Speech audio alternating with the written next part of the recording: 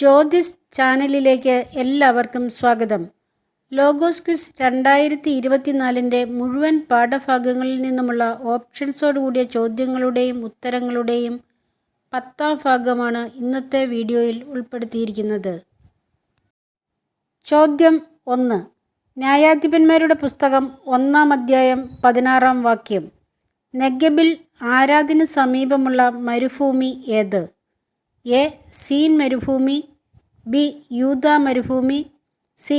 മൊവാബ് മരുഭൂമി, D. Horeb മരുഭൂമി. ഉത്തരം ബി. യൂദാ മരുഭൂമി. ചോദ്യം 2. ന്യായാധിപന്മാരുടെ പുസ്തകം 2-ാം അധ്യായം 18-ാം വാക്യം. ന്യായാധിപന്മാരുടെ കാലത്ത് കർത്താവ് ഇസ്രായേൽ ജനത്തെ പീഡിപ്പിക്കുകയും മർദ്ദിക്കുകയും ചെയ്യുന്നവർ നിമിത്തമുള്ള അവരുടെ രോദനം കേട്ട് അവരെ രക്ഷിച്ചിരുന്നു. എന്തുകൊണ്ട്? എ. അനുകമ്പ തോന്നിയിട്ട്, ബി. വാഗ്ദാനം അനുസ്മരിച്ച്, സി. കാരുണ്യം തോന്നിയിട്ട്, ഡി. മഹത്വം വെളിപ്പെടുത്താൻ. ഉത്തരം എ. അനുകമ്പ തോന്നിയിട്ട്. ചോദ്യം 3. ന്യായാധിപന്മാരുടെ പുസ്തകം 3-ാം അധ്യായം 12-ാം വാക്യം അനുസരിച്ച് കർത്താവ് ഇസ്രായേലിനെതിരെ പ്രബലനാക്കിയ മൊവാബ് രാജാവ് ആര്? A. Cushan Rishathaim, B. Sisera, C. Eglon, D. Jabin. ഉത്തരം സി. എഗ്ലോൻ. ചോദ്യം 4. ന്യായാധിപന്മാരുടെ പുസ്തകം 4-ാം അധ്യായം 6-ാം വാക്യം. നഫ്താലിയുടെയും സെബുലൂണിൻ്റെയും ഗോത്രങ്ങളിൽ നിന്ന് 10,000 പേരെ എവിടെ അണിനിരത്തുക എന്നാണ് ഇസ്രായേലിൻ്റെ ദൈവമായ കർത്താവ് ആജ്ഞാപിച്ചത്? എ. കിഷോൻ നദിയുടെ സമീപം, ബി. താബോർ മലയിൽ, സി. ഹാരോദിൽ, ഡി. മോറിയ കുന്നിൽ. ഉത്തരം ബി. താബോർ മലയിൽ. ചോദ്യം 5. ന്യായാധിപന്മാരുടെ പുസ്തകം 5-ാം അധ്യായം 14-ാം വാക്യം. സേനാപതികൾ താഴേക്ക് അണിയായി നീങ്ങിയത് എവിടെ നിന്ന്? എ. മാഖീറിൽ നിന്ന്, ബി. റാമായിൽ നിന്ന്, സി. ബഥേലിൽ നിന്ന്, ഡി. നഫ്താലിയിൽ നിന്ന്. ഉത്തരം എ. മാഖീറിൽ നിന്ന്. ചോദ്യം 6. ന്യായാധിപന്മാരുടെ പുസ്തകം 6-ാം അധ്യായം 14-ാം വാക്യം. എപ്രകാരം പോയി ഇസ്രായേല്യരെ മിദ്യാൻകാരുടെ കയ്യിൽ നിന്ന് മോചിപ്പിക്കുക എന്നാണ് കർത്താവ് ഗിദെയോനോട് പറഞ്ഞത്? എ. കർത്താവിൻ്റെ അനുഗ്രഹത്തോടെ, ബി. ആത്മാവിൻ്റെ ശക്തിയോടെ, സി. സർവശക്തിയോടെ, ഡി. സർവ കഴിവുകളോടെ. ഉത്തരം സി. സർവശക്തിയോടെ. ചോദ്യം 7. ന്യായാധിപന്മാരുടെ പുസ്തകം 7-ാം അധ്യായം 11-ാം വാക്യം പൂരിപ്പിക്കുക. ഭൃത്യനായ പൂരായോടുകൂടെ ആയുധധാരികളായ ശത്രുഭടന്മാരുടെ ഡാഷിലേക്ക് അവർ ഇറങ്ങിച്ചെന്നു. എ. ഇടയിലേക്ക്, ബി. പാളയത്തിലേക്ക്, സി. പുറംതാവളത്തിലേക്ക്, ഡി. കൂടാരത്തിലേക്ക്. ഉത്തരം സി. പുറംതാവളത്തിലേക്ക്. ചോദ്യം 8. ന്യായാധിപന്മാരുടെ പുസ്തകം 8-ാം അധ്യായം 13-ാം വാക്യം. സേബായെയും സൽമുന്നായെയും പിന്തുടർന്നു പിടിച്ച ഗിദെയോൻ മടങ്ങിയത് ഏത് കയറ്റം വഴിയാണ്? എ. അതുമ്മീം കയറ്റം വഴി, ബി. ഹെറസ് കയറ്റം വഴി, സി. ഗലിലോത്ത് വഴി, ഡി. കിരിയാത്ത് അർബ വഴി. ഉത്തരം ബി. ഹെറസ് കയറ്റം വഴി. ചോദ്യം 9. ന്യായാധിപന്മാരുടെ പുസ്തകം 9-ാം അധ്യായം 9-ാം വാക്യം. വൃക്ഷങ്ങൾ തങ്ങൾക്കൊരു രാജാവിനെ അഭിഷേകം ചെയ്യാൻ തീരുമാനിച്ചപ്പോൾ ആദ്യം സമീപിച്ചത് ആരെ? എ. ഓക്കുമരത്തെ, ബി. ദേവദാരുവിനെ, സി. ഒലിവുമരത്തെ, ഡി. സരളമരത്തെ. ഉത്തരം സി. ഒലിവുമരത്തെ. ചോദ്യം 10. ന്യായാധിപന്മാരുടെ പുസ്തകം 10-ാം അധ്യായം 9-ാം വാക്യം. യൂദാ, ബെഞ്ചമിൻ, എഫ്രായിം ഗോത്രങ്ങളോട് യുദ്ധം ചെയ്യാൻ ജോർദാൻ കടന്ന് വന്നതാര്? എ. ഫിലിസ്ത്യർ, ബി. മൊവാബ്യർ, സി. പൗരസ്ത്യർ, ഡി. അമ്മോന്യർ. ഉത്തരം ഡി. അമ്മോന്യർ. ചോദ്യം 11. പ്രഭാഷകൻ്റെ പുസ്തകം 34 അധ്യായം 13 വാക്യം. ആരുടെ ജീവനാണ് നിലനിൽക്കുക? എ. ദൈവഭക്തൻ്റെ, ബി. അനുഭവസമ്പന്നൻ്റെ, സി. വിദ്യാസമ്പന്നൻ്റെ, ഡി. കർത്താവിനെ ഭയപ്പെടുന്നവൻ്റെ. ഉത്തരം എ. ദൈവഭക്തൻ്റെ. ചോദ്യം 12. പ്രഭാഷകൻ്റെ പുസ്തകം 35 അധ്യായം 12 വാക്യം. എന്തിലാണ് ആശ്രയിക്കരുതാത്തത്? എ. അനീതിപൂർവമായ ബലിയിൽ, ബി. പങ്കില ബലിയിൽ, സി. കൈക്കൂലിയിൽ, ഡി. അന്യായ സമ്പത്തിൽ നിന്നുള്ള ബലിയിൽ. ഉത്തരം എ. അനീതിപൂർവമായ ബലിയിൽ. ചോദ്യം 13. പ്രഭാഷകൻ്റെ പുസ്തകം 36 അധ്യായം 8 വാക്യം. കർത്താവിൻ്റെ എന്തിനെയാണ് ജനം പ്രകീർത്തിക്കേണ്ടത്? എ. അനുഗ്രഹത്തെ, ബി. കാരുണ്യത്തെ, സി. അത്ഭുത പ്രവർത്തനങ്ങളെ, ഡി. കരുത്തേറിയ പ്രവർത്തനങ്ങളെ. ഉത്തരം ഡി. കരുത്തേറിയ പ്രവർത്തനങ്ങളെ. ചോദ്യം 14. പ്രഭാഷകൻ്റെ പുസ്തകം 37 അധ്യായം 10 വാക്യം. ആരോടാണ് ലക്ഷ്യം വെളിപ്പെടുത്തരുതാത്തത്? എ. സംശയാലുവിനോട്, ബി. അസൂയാലുവിനോട്, സി. ശത്രുവിനോട്, ഡി. ഉപദേശകനോട്. ഉത്തരം ബി. അസൂയാലുവിനോട്. ചോദ്യം 15. പ്രഭാഷകൻ്റെ പുസ്തകം 38 അധ്യായം 7 വാക്യം. അത് മുഖേന അവൻ വേദന അകറ്റുകയും രോഗം സുഖമാക്കുകയും ചെയ്യുന്നു. ഏത്? എ. കഴിവ്, ബി. സാമർത്ഥ്യം, സി. ബുദ്ധി, ഡി. സിദ്ധികൾ.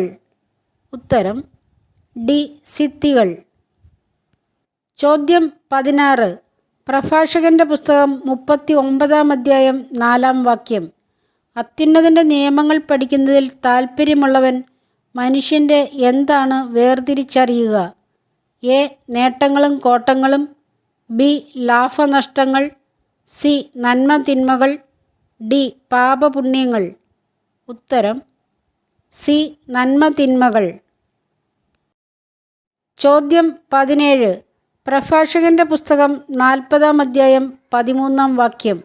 ആരുടെ സമ്പത്താണ് കുത്തിയൊഴുക്ക് പോലെ പെട്ടെന്ന് അപ്രത്യക്ഷമാവുക? എ. കൈക്കൂലിക്കാരൻ്റെ, ബി.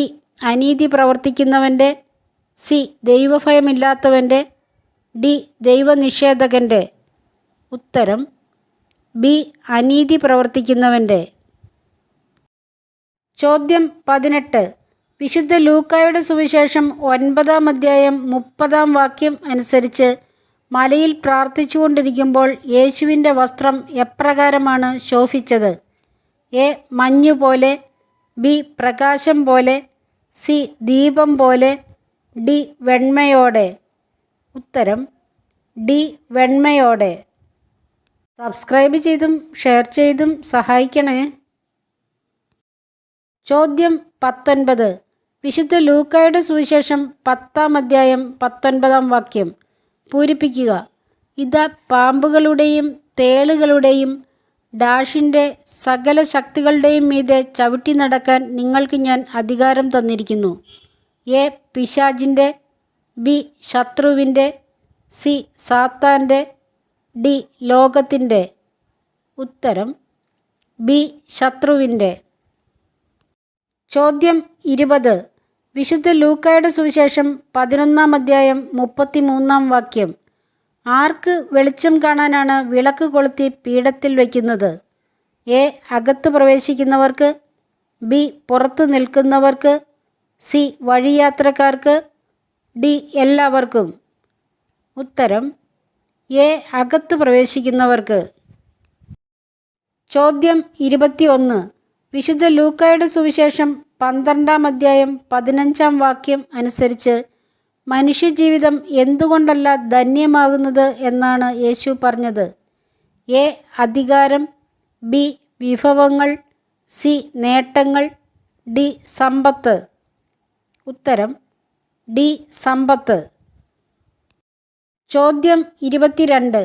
വിശുദ്ധ ലൂക്കായുടെ സുവിശേഷം 13 അധ്യായം 17 വാക്യം. യേശു ചെയ്തിരുന്ന മഹനീയ കൃത്യങ്ങളെക്കുറിച്ച് സന്തോഷിച്ചത് ആര്? എ. ശിഷ്യന്മാർ, ബി സാധാരണ ജനങ്ങൾ, സി ജനക്കൂട്ടം മുഴുവൻ, ഡി സിനഗോഗിൽ ഉണ്ടായിരുന്നവർ. ഉത്തരം സി ജനക്കൂട്ടം മുഴുവൻ. ചോദ്യം 23. വിശുദ്ധ ലൂക്കായുടെ സുവിശേഷം 14-ാം അധ്യായം 14-ാം വാക്യം. പകരം നൽകാൻ ഒന്നുമില്ലാത്തവരെ നീ സദ്യ നടത്തുമ്പോൾ ക്ഷണിച്ചാൽ നിനക്ക് എപ്പോഴാണ് പ്രതിഫലം ലഭിക്കുക?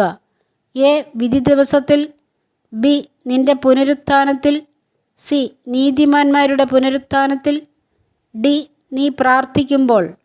ഉത്തരം സി നീതിമാന്മാരുടെ പുനരുത്ഥാനത്തിൽ.